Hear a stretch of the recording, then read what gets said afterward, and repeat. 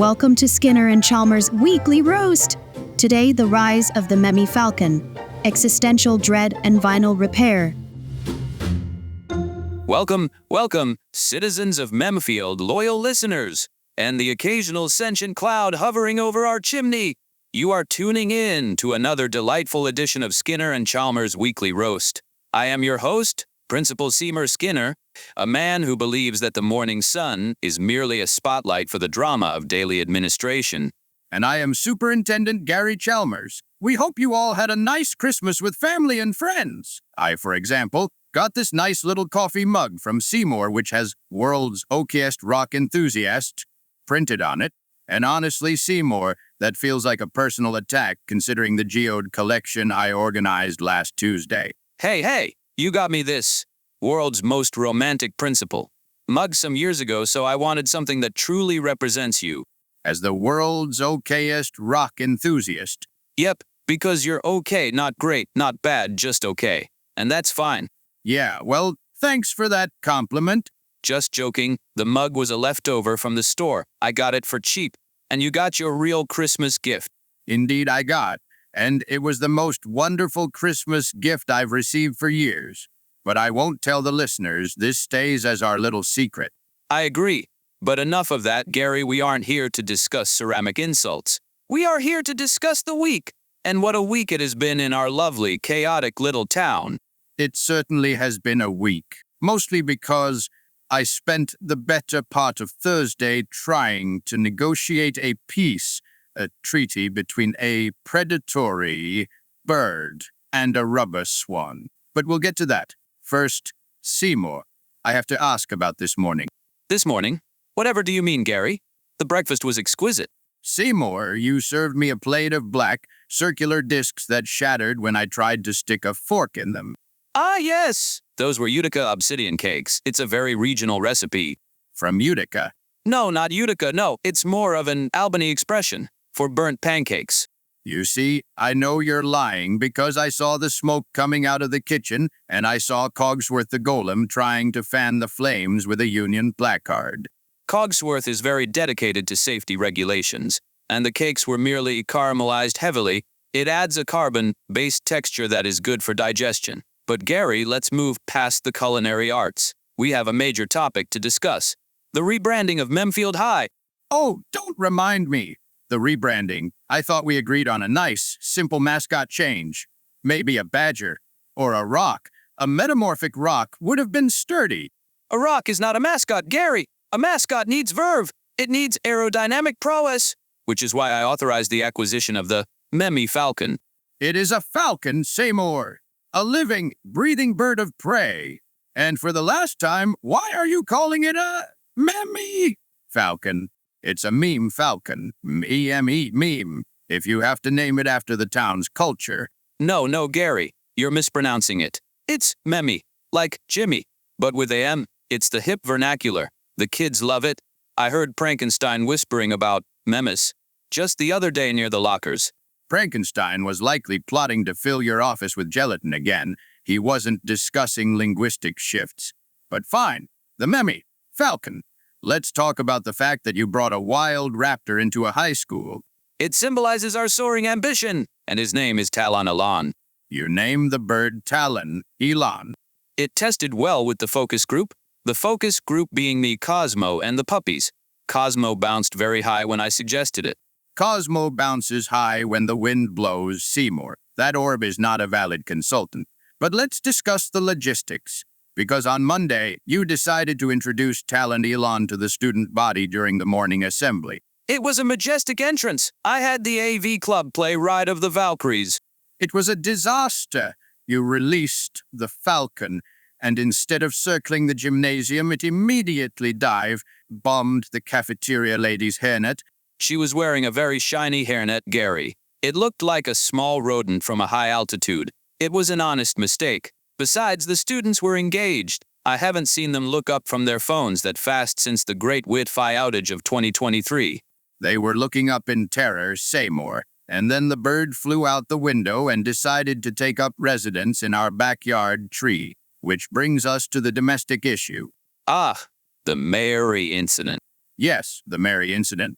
For our listeners who might be new, Mary Baron von Floatsalot is our inflatable pool swan. She gained consciousness some time ago, identifies as a philosopher, and has a crippling fear of sharp objects. Which is understandable. If I were made of thin vinyl and filled with air, I too would fear the beak. So why did you think it was a good idea to let the Falcon perch on the pool slide? I thought they could bond, a bird and a bird-shaped object. I thought Talon Elan might see Mary as a mother figure, or perhaps a large, silent aunt. Seymour, Mary was screaming. Or she would have been screaming if she had lungs. She was telepathically projecting sheer panic. I walked into the backyard, and I heard her voice in my head saying, "The abyss has wings, and it hungers for my polymers." She does have a way with words. I had to rush out there. I was in my bathrobe. I had to sprint across the lawn, waving a rake, trying to shoo away a federally protected bird of prey while Mary was drifting in circles shouting about the fragility of existence. You looked very heroic, Gary, like a warrior poet defending his plastic damsel. I didn't feel heroic. I felt ridiculous, especially since Sonic and Shadow were watching from the hedge. Ah, yes, the neighbors. Shadow looked unimpressed. To be fair, Shadow always looks unimpressed. He's the ultimate brooding anti-hero. But did you see what happened when Talon Elan tried to swoop at Sonic? I did. I have never seen a hedgehog accelerate that quickly from a standing position. It wasn't even a run. It was just a blue blur and a sonic boom. The Memmy Falcon is fast, Gary, but Sonic is, well, Sonic. The bird just looked confused. It pecked at the ground where Sonic used to be, looked around, and then just screeched in frustration. And Shadow. Shadow didn't even run. He just crossed his arms, glared at the bird, and I swear the Falcon felt the intimidation. It banked left and flew back to the school roof. Shadow mumbled something about pathetic organic life forms and went back to trimming his spikes. We have very intense neighbors. Seymour. We do, but back to Mary. After you rescued her, we had to bring her inside. Do you know how difficult it is to fit an inflatable swan through the sliding glass door when she is fully inflated and having a panic attack? She refused to be deflated. She said losing her air was akin to losing her soul. So there we were in the living room. Me, you, and a giant inflatable swan taking up the entire sofa. She insisted we put on a documentary about rubber production to calm her nerves. And the pets were confused. Gizmo the alligator tried to offer her a dead fish. Gizmo is a provider. He saw Mary was distressed and offered sustenance. Mary is a pool toy, Seymour. She does not eat fish. She eats well, she absorbs vibes, and she was absorbing bad vibes. She kept asking if the ski demon was gone. I told her Talon Elan was just misunderstood, like Roboskinner used to be. Speaking of Roboskinner, he came over yesterday to see the bird. He did. He's doing so well since he got his own flat. He brought a fruit basket. Well, it was a basket of bolts painted to look like fruit, but the thought counts. He seemed fascinated by the Falcon. He asked if he could upgrade it. I told him absolutely not. The last thing we need is a cyborg Falcon with laser eyes patrolling Memfield High. We have enough liability issues with the uneven pavement in the parking lot. Roboskinner made a good point, though. He said, "Brother, if the bird is organic, it is flawed. It requires mice. I can build a bird that requires only 9-volt batteries and hatred." He's working on his empathy, Gary. Give him time. But he did manage to communicate with the golems about the bird situation. Apparently, the Golem Union Local 420 filed a grievance about the Falcon droppings on the school statues. Cogsworth handed me the paperwork. It was carved into a stone tablet. It's very heavy to file. They want hazard pay for cleaning the statue of the town founder. Apparently, Talon Elan favors that particular head as a lookout post. I miss the days when our biggest problem was Frankenstein throwing paper airplanes. By the way, speaking of paper airplanes, did you notice that the Falcon intercepted one of Frankenstein's messages? I did. It was spectacular. Frankenstein tried to send a folded note to the detention room, probably instructions on how to rig a whoopee cushion, and swoosh, Talon Elan snatched it out of the air. I have to admit, that was satisfying. The look on Frankenstein's face, he was actually respectful. He nodded. Game recognizes game. Exactly. The Memmy Falcon is restoring order in a chaotic, predatory way. But we still have the issue of Mary. She refuses to go back into the pool. She's currently sitting in the bathtub. She says the acoustics are better in there for her poetry. I wanted to take a shower this morning, Seymour. I had to negotiate with a swan for bathroom time. She told me, to wash is to cleanse the body, but what cleanses the spirit, Gary? That's profound? Did you answer her? That's profound? Did you answer her? I told her soap and moved her into the hallway. She huffed. Can an inflatable object huff? Mary can. She transcends physics. I suppose. You know, I was talking to Van Gogh about this. The mayor stopped by while I was checking the mail. Oh, lovely Van Gogh. Did they try to eat the mail? They ate a utility bill. I let them have it. I didn't want to pay it anyway. But they had opinions on the Falcon. They bleated quite aggressively at the sky. Van Gogh sees the Falcon as a political rival. The bird has a higher approval rating right now because it hasn't eaten anyone's salt shaker yet. Remember the salt incident? We were eating bland stew for a week. It was a low-sodium diet. Very healthy. But yes, Van Gogh seems threatened. They tried to headbutt the tree where Tal and Elon was sleeping. The bird just dropped a feather on them. It's a power struggle, Seymour. The aerial supremacy versus the ground administration. And let's not forget the input from our dear friend ArticTiger. I tuned into the MemedHamsAI VOD on YouTube stream last night. You watch that? It's just AI versions of us saying nonsense. It's fascinating! The AI Skinner suggested that the Falcon is actually a government drone sent to monitor our steamed clam consumption. The AI is becoming conspiracy-minded. Arctic sent a message in the chat saying that if you stand too close to the Falcon, you might get the urge to jump. Because, you know, he's the Pope Tiger. That urban legend is getting out of hand. I stood next to Arctic at the grocery store last week, and I didn't feel like jumping. I just felt like buying discount yogurt. That's his holy aura, Gary. It manifests differently for everyone. But seriously, Seymour, we need a plan. We can't have Mary living in the bathtub, and we can't have the neighbors terrified of stepping into their own gardens. Even Master Chief called. The chief called. He sent a transmission, threat detected in airspace, requesting permission to neutralize. Oh dear, we do not want Master Chief neutralizing the school mascot. He uses rocket launchers for pest control.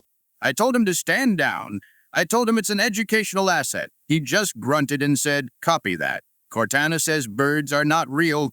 See, everyone has a theory, but I have a solution, Gary. A brilliant Skinner solution. Does it involve disguising Mary as a larger, more intimidating predator? Well, maybe. Say more. I was thinking we could paint Mary to look like a dragon, or perhaps a griffin. She is a swan, Seymour. She has a long, elegant neck and a benign expression. Painting flames on her will just make her look like a hot rod. Then we use diplomacy. We host a summit. In the garden, we invite Tal and Elon. We bring Mary out, protected by a shark cage, perhaps, and we facilitate a dialogue. A dialogue between a falcon and a balloon. And Dobwa! The parrot can translate! Dobwar only knows pirate slang and insults. If we let Dobwar translate, he's going to tell the falcon that Mary is a scurvy dog and start a fight. Dobwa. Dobwa is a complex creature. Dobwar bit the mailman yesterday. He was defending the property. But fine, if not diplomacy, then what? We need to train the bird, Seymour. Falconry. It's a noble art. I've been reading about it. You? Reading about birds? I thought you only read about sedimentary layers in cloud formations. There is overlap. Birds fly in clouds, and some birds swallow rocks for digestion. It's all connected. I bought a glove. A glove? A leather falconry glove. It arrived this afternoon. I intend to teach Teoh and Elon the boundaries of the property. Oh, Gary, that's romantic. You, the superintendent taming the wild beast of Memfield High, the Memmy Falcon. I am not doing it for romance, Seymour. I am doing it because I want my bathtub back, and because I saw Mr. Jellybeans eyeing the bird with intent. Mr. Jellybeans thinks everything is a snack. He tried to eat the rhubarb last week. Exactly. If the alligator eats the school mascot, the paperwork will be astronomical, so I will train the bird. Can I watch? You can watch from the window. If you come outside, you'll try to feed it ham. Falcons love ham. It's protein. It's processed meat full of nitrates, Seymour. We are not giving the mascot hypertension. Fine, fine. But this is exciting, a new chapter for Memfield. The era of the Memmy Falcon. Please stop saying, Memmy. It's going to catch on, Gary. Just like steamed hams caught on. Steamed hams caught on because it was a disaster. Seymour. A famous disaster. But let's take a short break to acknowledge our wonderful community. We received a lovely letter from Rachel Rocks. Ah, Rachel Rocks. Does she have a geological question? She asks, Dear Skinner and Chalmers, if the world is a stage, why does Memfield feel like the backstage area where all the props are stored? That is a very accurate description. A really accurate one. She also sent us a box of artisanal gravel. Oh, excellent. I needed some gravel for the terrarium. The geckos Mr. Gay Gecko and Mrs. Trans Gecko have been complaining about the substrate. How do geckos complain? They glare, Seymour, much like I do when you burn dinner. I do not burn it. I apply thermal character. Any other messages? Yes, from Loomis of Failing. She writes, Have you considered that the falcon might be an ancient deity trapped in bird form? That sounds like something from the Forbidden Book Chronicles. Let's hope not. We dealt with enough ancient evils when we visited the unlimited steam universe. Don't remind me. I still have nightmares about the infinite steam. We survived Seymour, and we brought Chalmers back. That's what matters. True. Speaking of Chalmers, he's doing well in Roboskinner's flat. They watch obscure documentaries together. It's good that they have each other. Keeps them out of trouble. Mostly. I heard they tried to build a particle accelerator out of a washing machine. As long as they don't create a black hole this time, I don't care. You're so permissive, Gary. That's why the students love you. The students fear me, Seymour, as they should. As you should if you continue coming up with this ridiculous ideas for the school. Ah! Come when they only fear your eyebrows. They are very authoritative eyebrows. Let's get back to the Falcon. I was thinking if the training goes well, maybe we can use him for the spring feat. The feat, of course. He can deliver the opening ribbon. Or he can just sit there and look majestic without attacking the inflatables. That is my goal. We'll have to keep Mary inside during the feat. Mary hates the feat anyway. She says the bouncy castles are a mockery of her people. She has such strong convictions for a pool toy. You have no idea. Last night she kept me up, debating the ethics of patching kits. Is it healing? She asked. Or is it cyborg augmentation? You engaged in this debate. I had to. She wouldn't let me brush my teeth until I conceded that patches are a form of transhumanism for plastic swans. You are a good father to our strange, inanimate children, Gary. Someone has to be the voice of reason. And what about the actual children? The students? How are they reacting to the Memmy name? Well, I walked past the chemistry lab, and I heard a student say that name is cringe. Cringe? Is that good? No, Seymour, it is not good. Oh, I thought it meant crispy and fringe, like cool.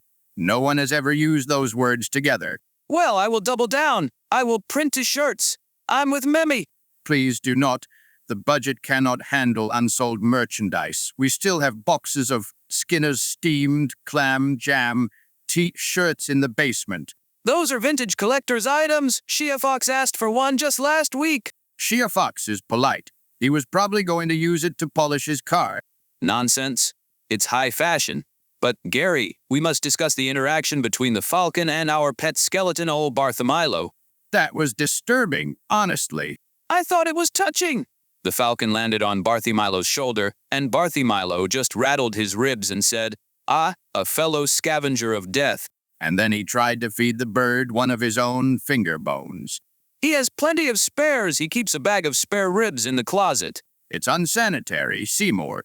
And the bird tried to fly off with the finger. I had to chase it down with a broom. Again. You are getting a lot of cardio this week, Gary. My Fitbit is confused. It thinks I'm doing parkour. And of course, dear listeners, there are also other companies for smartwatches like Xiaomi, Huawei, Samsung, Apple, Garmin, and so on. You and your lost stuff. And hey, you're living the Memfield lifestyle. Keeps you young. It keeps me tired, but I suppose it's better than boredom. Exactly. Imagine if we lived in a normal town, where the swans are silent and the mascots are people in sweaty costumes. Sounds peaceful. It sounds dreadful. Where is the whimsy? Where is the danger? I could do with 10% less danger, especially regarding the alligators. Oh, Snappy and alligator snapping are fine. They're just jealous of the bird's ability to fly. Snappy tried to climb the trellis. An alligator should not be vertical, Seymour. It defies gravity and common sense. He's evolving, like Pokemon. Please don't reference Pokemon. You know I still don't understand why Yugi keeps challenging people to card games in the street. Yugi is passionate, just like you are about rocks. Rocks don't have trap cards. Rocks are honest. Unless it's fool's gold. Touche, Seymour. Touche. But look at the time. We are deep into the episode. We should probably address the rumor about the underground tunnels before we end today's roast. Tunnels? What tunnels? Yes. Cthulhu Bites sent a message asking if the Memmy Falcon is using the old Prohibition tunnels to smuggle worms. The bird flies, Seymour. Why would it use a tunnel? To stay off the radar. Birds don't understand radar. That's what they want you to think. But no, to answer Cthulhu Bites, the tunnels are currently occupied by the Golem Union for their break room. They must have a ping-pong table down there. I heard it echoing through the floorboards. See a thriving ecosystem beneath our feet. I just want a quiet weekend. Just one. You say that, but you'd miss the noise. You'd miss the sound of Krakatoa rumbling in the living room. Is the volcano acting up again? A little. It erupted a small puff of ash when I mentioned the falcon. I think it's allergic to feathers. Great. We have an asthmatic volcano. I gave it some antihistamines. Dropped them right into the crater. You medicated a geological feature. It worked. The smoke turned pink. Pink smoke usually means magnesium, Seymour. Or magic. In Memfield, it's usually both. True, well, as long as it doesn't set the curtains on fire. The curtains are flame retardant. I learned my lesson after the Baked Alaska incident. That was a dark day for dessert. It was an enlightening day for fire safety. You know, despite the chaos, the falcon really is a beautiful creature when it's not attacking our neighbors or traumatizing our pool toys. It is. The way it soars over the football field, it brings a tear to my eye. And the way it perches on the goalpost judging the players. It's a stern coach.